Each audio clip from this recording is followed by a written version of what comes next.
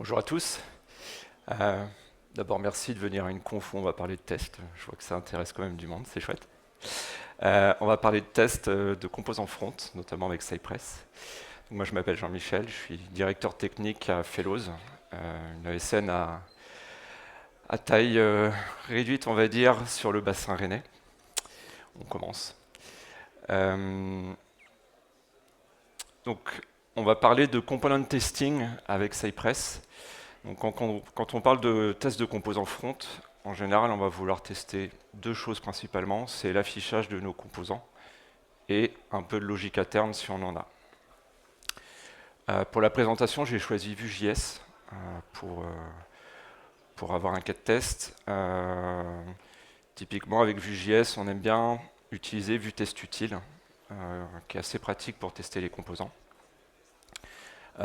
Moi, donc ça marche très très bien, c'est super. Moi, je l'utilise au quotidien, c'est chouette.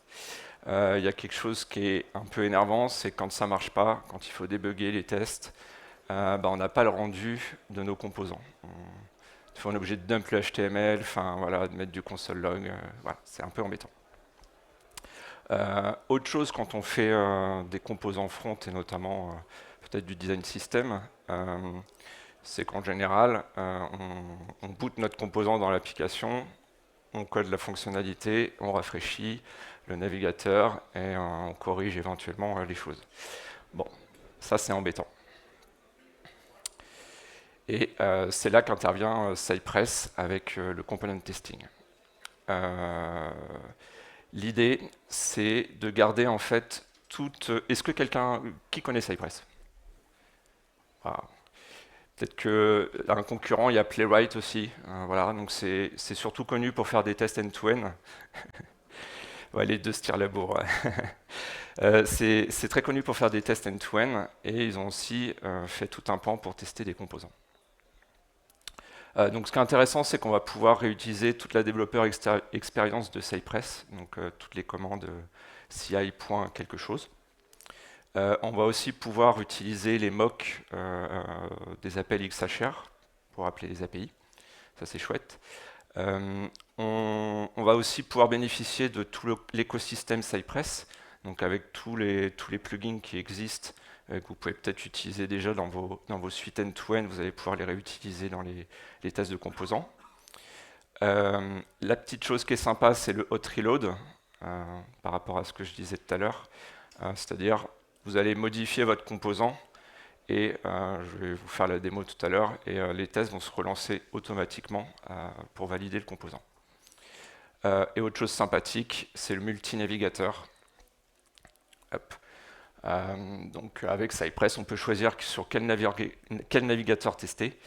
Et là, c'est disponible aussi pour les tests de composants. Donc moi, j'ai choisi Electron, qui est un navigateur en Node. Donc on va commencer. Quand on veut tester un composant, on a envie de tester ce qu'on fait rentrer dans le composant.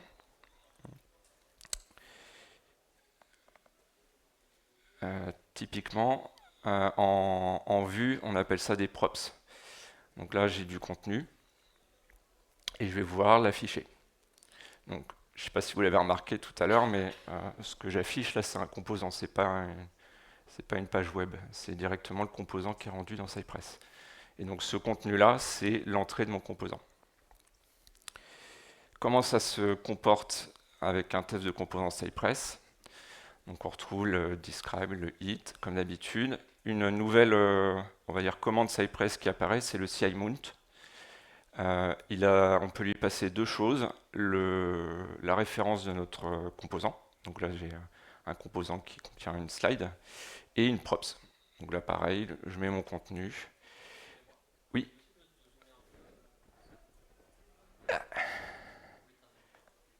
ouais, c'est la lumière, je pense qu'il y a un peu... Hop, pourtant je l'avais déjà... Tac. Ouais, on va mettre un peu plus grand encore.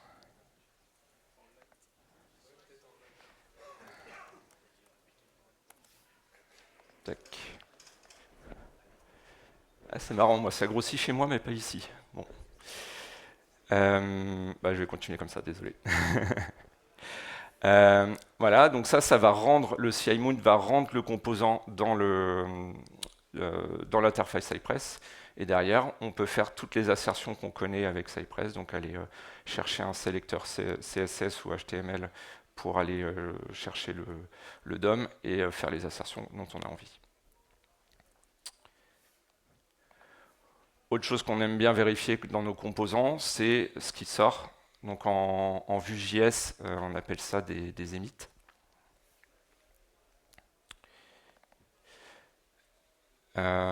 Donc là, j'ai fait un petit cas, je ne sais pas si plus compliqué c'est le terme, mais un peu classique aussi. On a un input, on tape quelque chose dedans, et la valeur qui est tapée est émise par notre composant. Comment ça se matérialise? Même chose, on monte notre composant, la slide 5, et dans les props, on est capable de aussi interagir sur l'emit qui est déclaré. Là, on va utiliser quelque chose qui est classique aussi dans Cypress, c'est le spy, c'est-à-dire on va capturer l'événement qui est émis, et derrière, on va pouvoir le tester. On verra ça à la fin du test. Donc la même chose, on peut faire les assertions. Je récupère mon input, je tape 100 dedans, je clique sur le bouton, et derrière, on a la référence de notre spy ici, et on est capable de dire que dedans, il y a bien 100, qui est la valeur qu'on a tapée. Donc là, on est en mode pur Cypress, mais il faut savoir que le CI-mount, en vrai, il ne fait pas grand-chose. Derrière, c'est du Vue-test utile, en fait. C'est juste un wrapper vers Vue-test utile.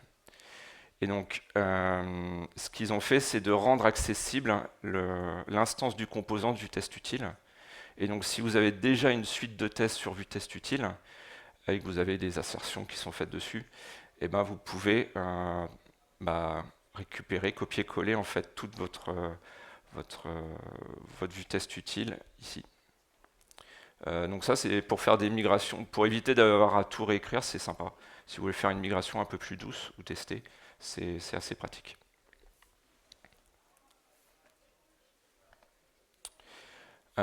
Autre chose qui est assez classique, c'est le fait d'utiliser des slots. Donc un slot, qu'est-ce que c'est?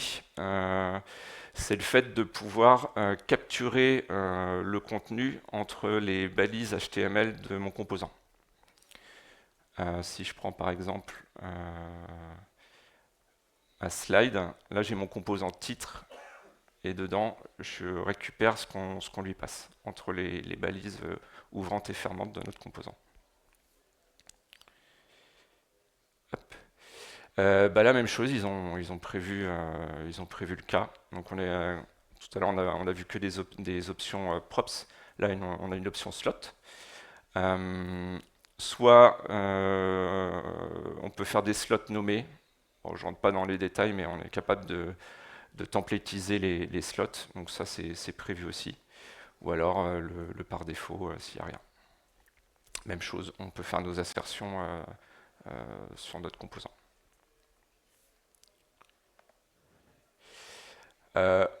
Autre cas, en général, quand on fait du front, on appelle une API pour avoir de la donnée. Et ben, avec Cypress, on est capable d'interagir sur les calls HTTP. Donc là, je vous montre, j'ai fait un petit composant très basique. Qu'est-ce qu'il fait? Il va fetch une API, il va récupérer des lignes et il va les afficher dans une boucle dans le composant. Et bien avec Cypress, on est capable d'intercepter en fait le call HTTP qui part et de renvoyer une réponse à la place. Donc le vrai call ne va pas se faire, mais on va lui renvoyer une sorte de mock. Donc on a un système de feature qui permet d'externaliser un peu les réponses. Donc là, je vais vous le montrer. Voilà, donc on a une jolie réponse avec un ensemble de lignes. Un petit alias pour taguer tout ça. On monte notre composant. On attend le CI wait, on attend que la requête soit finie pour continuer à exécuter le test. Quand on teste des appels XHR, il peut y avoir un petit peu de délai, et donc ça permet de ne pas faire l'assertion avant que le contenu soit affiché. Et donc là, pareil, on déroule les assertions sur le contenu qui est moqué. Donc ça, super pratique aussi, qui est déjà natif avec Cypress et qu'on peut réutiliser. Je vous parlais des modules communautaires. Là, ce que je vais vous présenter, c'est le module qui utilise la librairie Axe. Axe, ça fait des tests d'accessibilité sur vos pages web. Là, on peut le faire tourner sur nos composants. Bon, le composant, il n'est pas utile. Comment ça marche? Un petit inject Axe pour injecter le JS de Axe qui va tester notre page. On monte d'autres composants. Là, j'ai pas mis de props ou rien, on s'en fiche. Et derrière, un check AI qui va faire les vérifications. Donc là, dans l'interface, on voit que tout est OK. Et si par exemple, j'ai la très bonne idée de me dire, allez, je vais faire du texte en jaune sur du blanc. Donc mon texte est jaune, et là il y a Axe qui a dit, pop-up, t'as pas assez de contraste sur ton texte par rapport à ton background, et donc le test pète. Donc ça, très pratique, vous avez vu, c'est assez rapide. Là, je vous ai mis la liste des règles, ça se base sur le WCAG. Il y en a beaucoup. Pareil, ça se configure, on peut lancer certaines règles ou pas, enfin voilà, c'est assez flexible. Pour cette partie-là, donc j'ai fait un joli graphique. Qui a déjà essayé de tester un graphique? Vous allez avoir des problèmes. C'est super dur. Moi, une technique que j'aime bien, c'est faire un screenshot du graphique et de comparer le screenshot de référence avec l'affichage. Alors j'ai le test qui pète, je ne sais pas pourquoi. Et donc là, c'est ce qui est fait. Et pour ça, on va utiliser pareil une extension Cypress qui fait des snapshots, des screenshots de l'écran. Là, pour le coup, ça va faire un screenshot seulement de cette partie-là. Et donc, comment ça se passe? Il a fait le screenshot de référence, et si jamais ça change, eh bien, il va nous le dire. Donc là, par exemple, on va voir qu'est-ce qu'il n'aime pas. Ah, j'ai grossi. Ok. Bon, c'était pas ça le cas d'utilisation que je voulais faire, mais c'est pour vous montrer que voilà, il est capable de faire un diff. Donc à droite, c'est la partie qui était affichée, et à gauche, avec le zoom, et à gauche, la partie où j'avais fait mon screen de référence. Et donc là, il nous met la diff entre les deux, et on voit tout ce qui bouge. Là, c'est du pixel perfect. Pareil, ça se règle. On peut dire, voilà, j'accepte une petite différence, c'est avec un pourcentage. Mais voilà, super utile. J'avais mis une image aussi. Enfin voilà, tous les trucs qui sont compliqués autres que du texte à tester, c'est super.